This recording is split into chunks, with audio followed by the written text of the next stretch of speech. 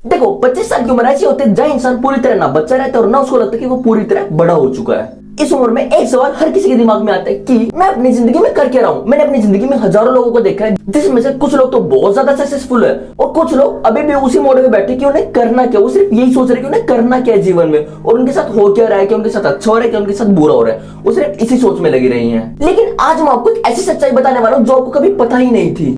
एक लड़का था जिसका नाम था आरव। वो भी 25 साल का ही था। उसके पास नौकरी थी, ठीक ठाक पैसा कमा रहा था, पर दिक्कत क्या थी, वो डेली नौकरी कर रहा था, पैसे भी कमा रहा था, पर वही 9 to 5 का एक ट्रैप जो होता है ना, एक चूहे की तरह फंसना, एकदम एक रोल में फंसा हुआ था। वो सेम वही करे जा रहा था। उसकी जिंदगी में ना कुछ अच्छा हो रहा था और ना कुछ बुरा हो रहा था। एक कंसिस्टेंट ऐसी लाइफ चल रही थी बस उसकी, बिल्कुल, और कुछ भी नहीं।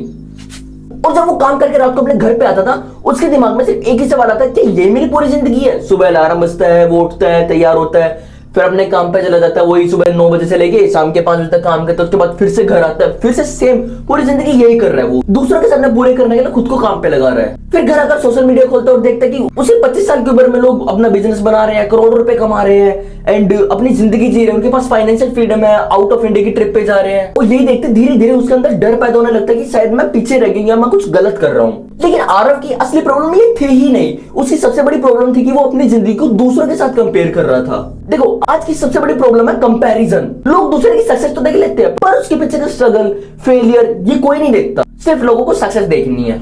मैंने दुनिया के सबसे अमीर लोगों के साथ बैठकर एक चीज सीखी कि अमीर लोग सिर्फ पैसा कमाना नहीं चाहते, वो एक क्लैरिटी बनाना चाहते हैं। देखो एक एवरेज इंसान पूछता है कि मैं पैसा कितना कमाऊं, लेकिन वहीं एक बिलियनर इंसान पूछता है कि मैं कौन सा इंसान बनूं, वो जो सिर्फ पैसा कमा रहा है या वो जो ज्यादा वैल्यू क्रिएट करे। देखो 25 साल की उम्र में लोग इन सारी प्रॉब्लम से गुजर रहे होते हैं कि मुझे कौन सा रास्ता चुनना चाहिए। मनी प्रेशर की, क्या मैं कभी फाइनेंशियली फ्री हो पाऊंगा।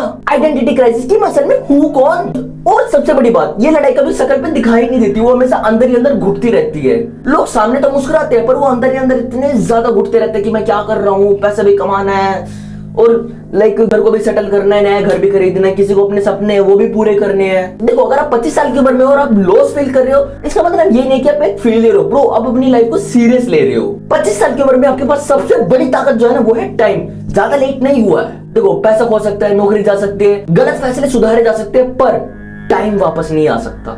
मैं लिटरली बता रहा हूं। देखो अगले 5 साल की पूरी जिंदगी बदल सकते हैं, पर आपको ये 3 बातें जानना बहुत ज्यादा जरूरी है।